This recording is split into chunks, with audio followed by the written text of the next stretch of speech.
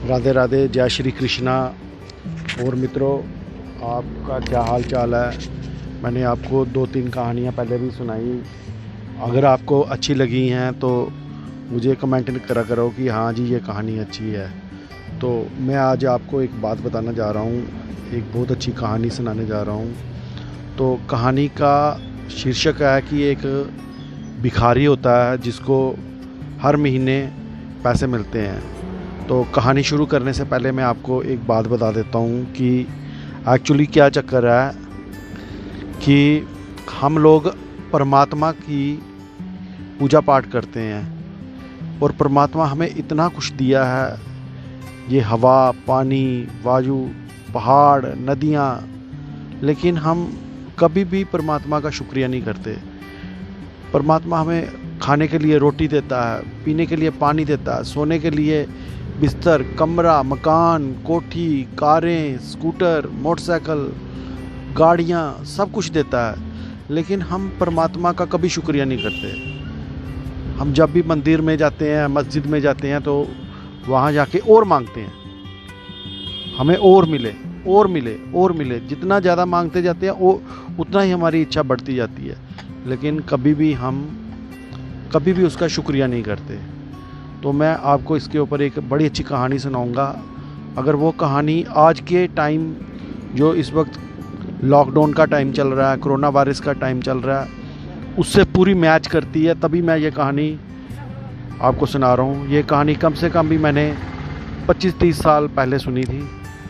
जो मैंने आपको पहले भी बताया अपनी वीडियो में कि मैं वही चीज़ें बताता हूँ जो मैंने एक्सपीरियंस की हैं, जो मैंने सुनी हुई हैं।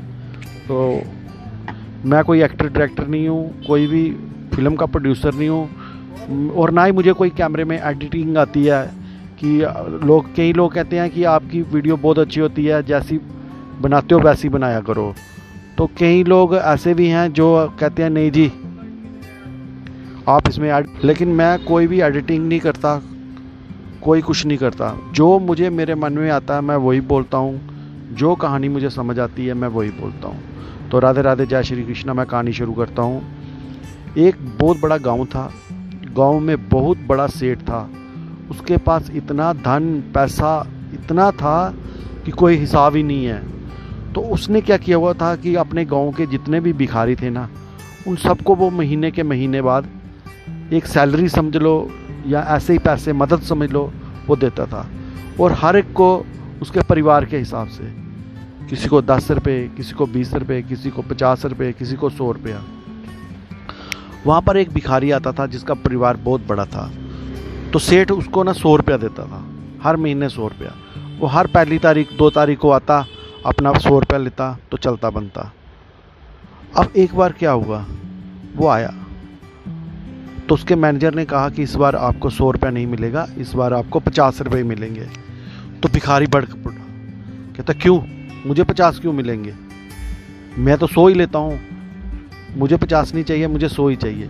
तो मैनेजर ने उसको बहुत समझाया, भैया इस बार नहीं मिल सकते हैं, अगली बार ले लेना, लेकिन इस बार तुझे 50 ही मिलेंगे। तो उसमें भिखारी और भड़का, कहता क्यों, मैं क्यों लूँ 50 रुपये, मेरा क्या चक्कर है, मैंने अपना परिवार देखना है, मेरे परिवार के 7-8 बंदे हैं, मेरा 100 रुपये के बिना काम नहीं चलता। अगर वो थोड़ा सा भी आगे पीछे हो गया, मेरा सारा घर का खर्चा ख़त्म हो जाएगा। अब मैनेजर क्या करता, मैनेजर ने कहा कि भैया इस बार हमारा जो बिजनेस है, जो भी है, उसका हेर फेर हुआ है, घर में कोई शादी जुड़ाई है बेटी की, उसका चक्कर है। तो भिखारी क्या बोलता है, कहता शादी जुड़ाई है उसने, सेठ ने, तो वो अपने पैसों से शादी करे, मेरे पैसे से क्यों कर रहा है, मेरे 100 रुपये से उसका क्या बड़ा ऊपर हो जाएगा। तो मैनेजर की समझ में नहीं आता। मैनेजर सीधा जाके लाला जी को बताता है, भाई ऐसे ऐसे ही बात है। तो वो लाला जी के पास, सेठ जी के पास जाता है। तो सेठ जी को नसीहत देता है, कहता कि आपने हमें पैसे दिए, हर महीने दिए, 100 रुपया दिया, हर महीने दिया, आपने क्या समझ के दिया कि आपके पास बहुत सारा पैसा था, आपने इसलिए दिया। आज आपके पास पैसा नहीं है, ये चीज़ आपने पहले सोचनी चाहिए थी। क्योंकि हम परमात्मा जी से मांगते हैं, परमात्मा जी से लेते हैं, हम उसका शुक्रिया कभी नहीं करते। परमात्मा हमें इतना देता है, इतना देता है, तो वहाँ भिखारी का आप हिसाब लगाओ। उस सेठ ने पूरी उम्र उसको दिया, पूरी उम्र उसको दिया, लेकिन एक पल के लिए भगवान ने, जैसे सेठ ने, भगवान ने, एक किस्म का वो सेठ भगवान ही है ना उसके लिए। तो जैसे ही उसने थोड़ा सा छीना तो वो तिलमिला उठा। वही हालात आज इंसान की है, वही सब कुछ आज इंसान का है।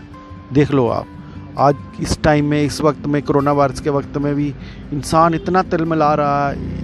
काम ख़त्म हो गया, सब कुछ ख़त्म हो गया, व्यापार ख़त्म हो गया। क्या है, आप 30 साल काम कर रहे थे, 20 साल काम कर रहे थे, 10 साल काम कर रहे थे, आपने इतने सालों में कितना कुछ खाया, कितना कमाया, सब कुछ किया, लेकिन